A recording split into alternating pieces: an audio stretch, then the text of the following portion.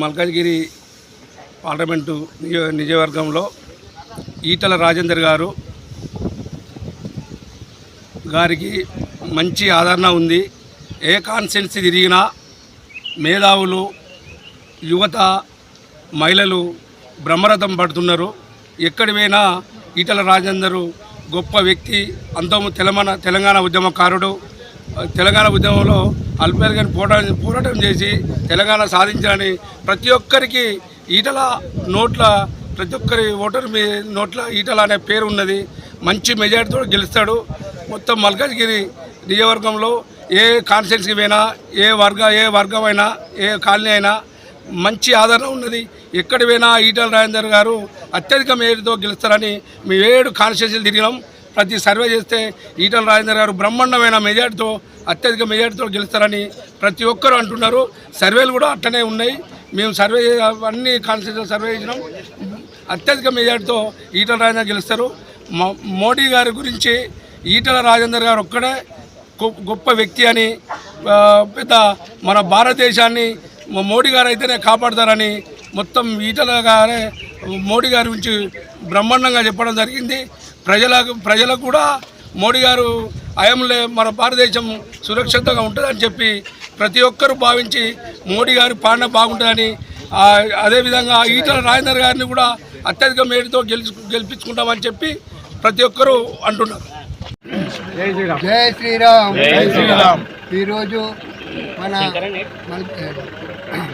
మల్కాజ్గిరి నియోజకవర్గం ఎంపీ అభ్యర్థిగా నిలబడ్డ ఈటల రాజేందర్ అన్నగారిని కలవటానికి ముద్రా సంఘం, కుత్బుల్లాపూర్ కాన్స్టిట్యూషన్ ముద్రా సంఘం కమిటీ వాళ్ళందరూ వచ్చి ఆయనకు ఘనంగా సన్మానించి మీకు హృదయపూర్వకంగా మేము ఖచ్చితంగా మేము తిరిగి ఆర్గనైజింగ్ చేసి సపోర్ట్ చేసి మిమ్మల్ని గెలిపిస్తామని వాగ్దానం చేసినారు.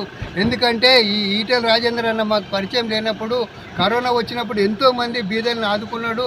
ఆ విషయంలో ఆరోగ్య శాఖ మంత్రి ఉన్నప్పుడు కూడా ఎన్నో విధాలు చాలా కట్టుదిట్టంగా పనిచేసిండు. అవన్నీ మేము పేపర్ న్యూస్లో చూస్తూనే ఉన్నాం.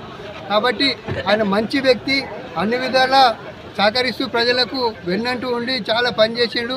ఉద్యమ సమయంలో కూడా ఈయనదే రికార్డు ఉంది. ఎంత చరిత్ర తీసుకున్నా కూడా మొత్తం కష్టమైన పనులన్నీ జైల్లో ఉన్న వాళ్ళను వీళ్ళను అందరినీ ఘనంగా చూసి దగ్గర తీసుకొని ఆదరించి చేసి తిరిగిన వ్యక్తి మన ఈటల రాజేందర్ అన్న.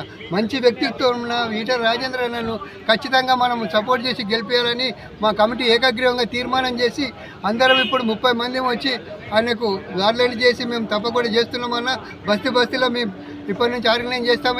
అహర్నిశలు కృషి చేసి మిమ్మల్ని గెలిపించుకోవటం మా ధ్యేయం అని చెప్పినాము. అదేవిధంగా ఆయన ఈ బీజేపీ పార్టీ కూడా మంచి పార్టీ. ఈ పార్టీలో నరేంద్ర మోడీ గారు మనకు వ్యాక్సిన్ ఇచ్చి అందరినీ కాపాడిండు ఒక ఎత్తు. మరియు గరీబ్ ప్రజలకు దినం వెళ్ళని ప్రజలకు వైట్ కార్డ్ మీద 6 కిలోల బియ్యం ఉచితంగా ఇప్పిస్తున్నాడు. అదేవిధంగా మన పెట్రోల్ మీద ధర తక్కువ చేసిండు. గ్యాస్ సిలిండర్ మీద 100 రూపాయలు తీసేసిండు. ఆయన చేతిలో ఉన్నది ఎంబడెంబడే ప్రజలకు ఏది అనుగుణంగా ఉందో అది చేసుకుంటూనే వస్తున్నాడు.